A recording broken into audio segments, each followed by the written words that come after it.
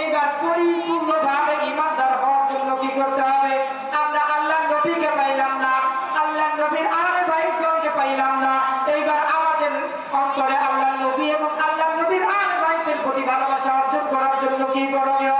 এইবার আসেন, দুনিয়ার জমিনে আল্লাহ পাক রব্বুল আলামিন বলেন, ইন্নাল উলামা ওয়ারাসাতুল আম্বিয়া, যারা আছেন আল্লাহর নবীর ওয়ারিসগণ, যাদেরকে বলা হয়েছে হাক্কানি আলেম উলামাগণ, হাক্কানি পীর মাশায়েখগণ। যে পীর মাশায়েখগণের কথা আল্লাহ পাক রব্বুল আলামিন পবিত্র কুরআনুল কারীমের মধ্যে বলেন, আলা ইন্না আউলিয়া আল্লাহি লা খাউফুন আলাইহিম ওয়া লা হুম ইয়াহজানুন। যাদেরকে বলা হয়েছে যাদের দুনিয়া এবং আখিরাত, ইহকাল এবং পরকাল কোথাও কোনো ভয় নাই, সেই আল্লাহর ওলিদের সোহবতে থাকতে হবে, সেই আল্লাহর ওলিদেরকে ভালোবাসতে হবে। আলহামদুলিল্লাহ, আল্লাহ পাক রব্বুল আলামিনের দরবারে লাখ কোটি শুকরিয়া যে মহান রব্বে কায়নাত আমাদের সকলকে আজকের এই সাদরিয়া দরবার শরীফ কর্তৃক 2 দিন ব্যাপী উরুশে আউলিয়া ও মহাসম্মেলনের দ্বিতীয় দিনে আজকের এই মহতী জলসায় আসার জন্য এবং বসার জন্য তৌফিক দান করেছে। সেই জন্য সেই মহান রব্বুল আলামিনের দরবারে সকলে একবার শুকরিয়া আদায় করি, সকলে বলি আলহামদুলিল্লাহ। বিশেষ করে আজকের এই উরুশে আউলিয়া ও সুন্নি সম্মেলন, যার উসিলায় আমরা পাইলাম আজকের এই মহতী জলসা, যার উসিলায় আমরা পাইলাম আমার মহান মুর্শিদ কিবলা আল্লামা শায়েখ সাজ্জাদ হোসেন নূরী চিশতি সাহেবের মাসুমি মাদ্দাদিলুল আলী, আল্লাহ পাক রব্বুল আলামিন তিনার হায়াতের মধ্যে বরকত দান করুক, সকলে বলেন আমিন। এই জন্য এই কথা বললাম যে আমার মহান মুর্শিদ কিবলার উসিলায় আজকে এই মহতী জলসার আয়োজন হয়েছে, ঠিক না? আজকে যদি এই ডোমরাকান্দি এলাকায় আমার এই শায়েখে তরিকত আমার মহান মুর্শিদ কিবলা যদি আজকে ডোমরাকান্দির জমিনে না থাকতো, হয়তো অনেক কিছুই থাকতো না। তো যাই হোক, কথা হচ্ছে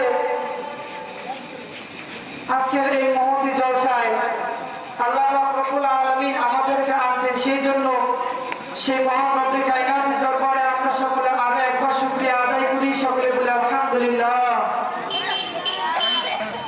তো আল্লাহ পাক রব্বুল আলামিন আমাদের সকলকে আজকের এই মহতী জলসায় আনছে।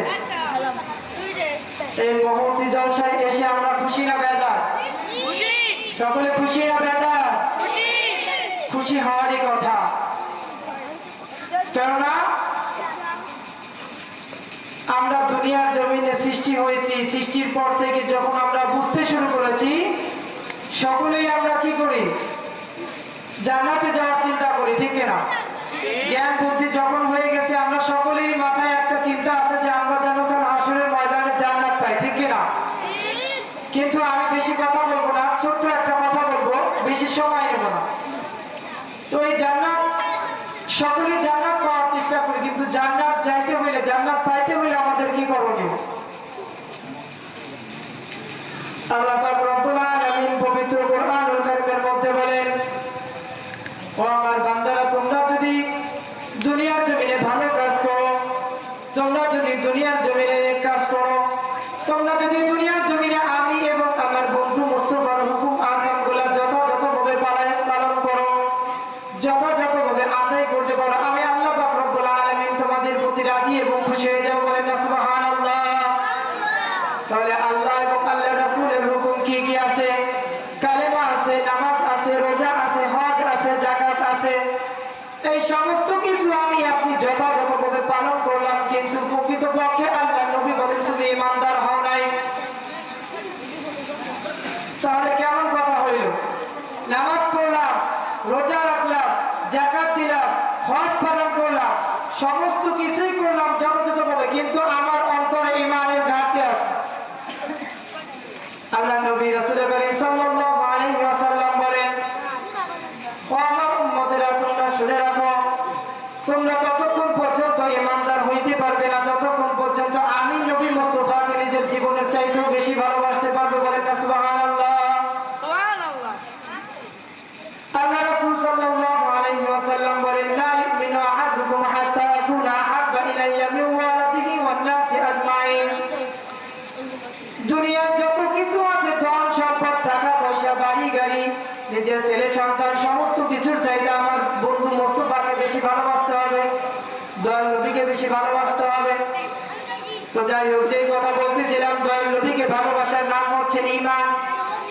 আল্লাহ নবী রাসূল করিম সাল্লাল্লাহু আলাইহি ওয়াসাল্লামকে ভালোবাসার নাম হচ্ছে ঈমান। আল্লাহ নবীর মহব্বত যার অন্তরে প্রকৃত পক্ষে আছে, সেই প্রকৃত পক্ষে ঈমানদার। এখন নামাজ পড়নেওয়ালা অনেক আছে, দাড়ি মুখে রাখনেওয়ালা অনেক আছে, টুপিওয়ালা, জুব্বাওয়ালা, পাগড়ি মাথায় দিওয়ালা অনেক লোক আছে। নামাজ পড়তে পড়তে নিজের জীবনের শেষ সময়টুকু নামাজের মধ্যে কাটাই দিছে, কিন্তু যখন সেই ব্যক্তি মারা গেছে, বেঈমান হয়ে মারা গেছে। কেন বেঈমান হয়ে মারা গেছে? কেননা তার অন্তরে আল্লাহ নবীর দুশমনী ছিল, আল্লাহ নবীর প্রতি কি দুশমনী ছিল। তো যে কথা বলতেছিলাম যে সকলে আমরা চেষ্টা করি দুনিয়ার জমিনের থেকে জান্নাতে যাওয়ার জন্য।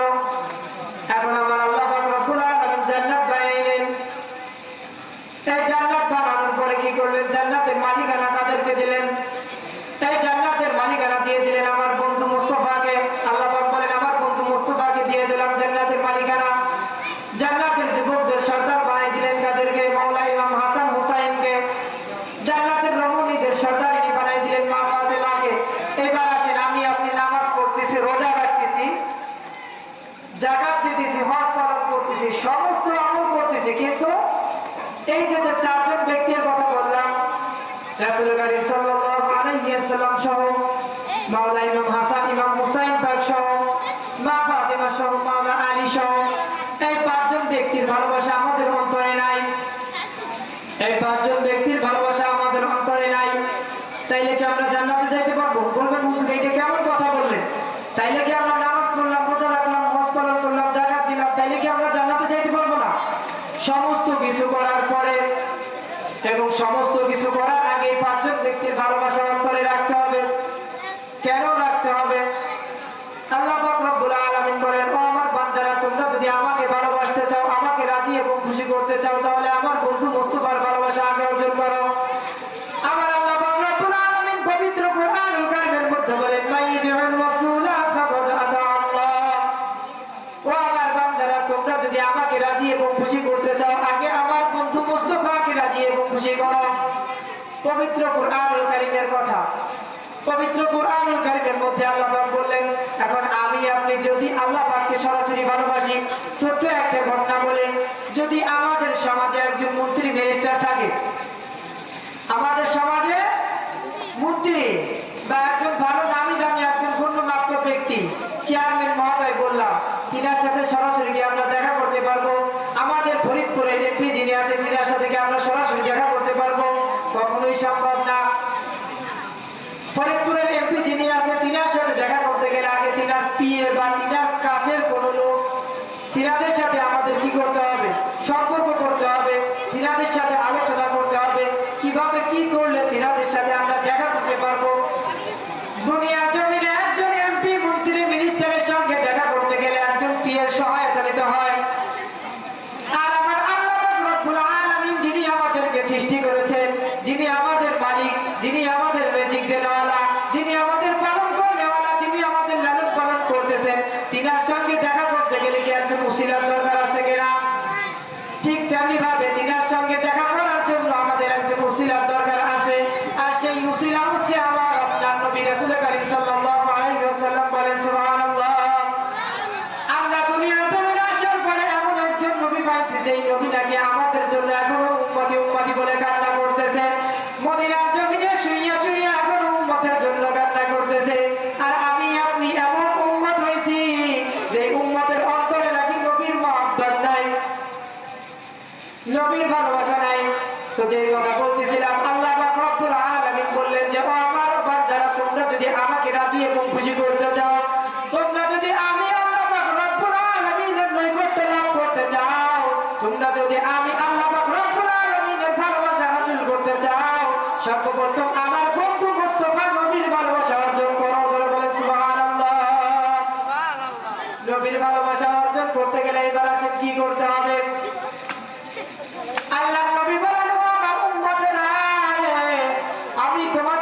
কিছুই চাই না। এই 63 বছরের জিন্দেগিতে আমি আমার জীবনের বিনিময়ে, আমার এই রিসালাতের বিনিময়ে তোমাদের কাছে শুধুমাত্র একটা জিনিস চাই, সেটা হচ্ছে তোমরা আমার নিকটতম আত্মীয় যারা আছে তাদেরকে ভালোবাসো, তাদের ভালোবাসা তোমাদের অন্তরে ধারণ করো। আমি নবী মুস্তাফার ভালোবাসা তোমাদের অর্জন করা হয়ে যাবে, বলেন না সুবহানাল্লাহ। তো আমার নবীর কাছে নিকটতম আত্মীয় কারা? নিকটতম আত্মীয় হচ্ছেন মাওলা আলী বা ফাতিমা, মাওলা ইমাম হাসান, মাওলা ইমাম হুসাইন। এদেরকে বলা হয় আহলে বাইত, জিনাদের সম্পর্কে আল্লাহ পাক রব্বুল আলামিন পবিত্র কোরআনুল কারীমের মধ্যে বলেন, ইন্নামা ইউরিদুল্লাহু লিইউযহিবা আনকুমুর রিজসা আহলাল বাইতি ওয়া ইউতাহহিরাকুম তাতহীরা। আমার আল্লাহ পাক রব্বুল আলামিন বলেন, হে আহলে বাইতগণ, আপনারা হচ্ছেন সকল প্রকার নাপাকি থেকে পাক পবিত্র এবং পবিত্র। জিনাদের সম্পর্কে আল্লাহ পাক রব্বুল আলামিন পবিত্র কোরআনুল কারীমের মধ্যে আয়াত নাযিল করলেন, ঠিক তিনাদের সম্পর্কে আমার নবী বললেন, ও আমার উম্মতেরা, আমার 63 বছরের জিন্দেগিতে, আমার 63 বছরের রিসালাতের বিনিময়ে আমি নবী তোমাদের কাছে কিছুই চাই না, শুধুমাত্র আমার নিকটতম আত্মীয় যারা আছে, আমার আহল পরিবার যারা আছে, তিনাদের ভালোবাসা তোমরা অর্জন করো। তো যে কথা বলতেছিলাম, আমার নবীর ভালোবাসা হচ্ছে ঈমানের মূল। আল্লাহ নবীকে ভালোবাসা হচ্ছে ঈমানের মূল। আর আল্লাহ নবীর আহল পরিবার যারা আছে, আহলে বাইতগণ যারা আছে, নিকটতম আত্মীয় যারা আছে, তিনাদেরকে ভালোবাসা হচ্ছে ঈমানের অংশ। এইবার পরিপূর্ণভাবে ঈমানদার হওয়ার জন্য কি করতে হবে? আমরা আল্লাহ নবীকে পাইলাম না, আল্লাহ নবীর আহলে বাইতগণকে পাইলাম না, এইবার আমাদের অন্তরে আল্লাহ নবী এবং আল্লাহ নবীর আহলে বাইতের প্রতি ভালোবাসা অর্জন করার জন্য কি করণীয়? এইবার আসেন, দুনিয়ার জমিনে আল্লাহ পাক রব্বুল আলামিন বলেন, ইন্নাল উলামা ওয়ারাসাতুল আম্বিয়া, যারা আছেন আল্লাহর নবীর ওয়ারিসগণ, যাদেরকে বলা হয়েছে হাক্কানি আলেম উলামাগণ, হাক্কানি পীর মাশায়েখগণ। যে পীর মাশায়েখগণের কথা আল্লাহ পাক রব্বুল আলামিন পবিত্র কোরআনুল কারীমের মধ্যে বলেন, আলা ইন্না আউলিয়া আল্লাহি লা খাউফুন আলাইহিম ওয়া লা হুম ইয়াহজানুন। যাদেরকে বলা হয়েছে যাদের দুনিয়া এবং আখিরাত, ইহকাল এবং পরকাল কোথাও কোনো ভয় নাই, সেই আল্লাহর ওলিদের সোহবতে থাকতে হবে, সেই আল্লাহর ওলিদেরকে ভালোবাসতে হবে। আল্লাহ পাক রব্বুল আলামিন সেই আল্লাহর ওলিদের ভালোবাসা, সেই আল্লাহর ওলিদের মহব্বত আমাদের অন্তরে ধারণ করার তৌফিক দান করুন, সকলে বলেন আমিন।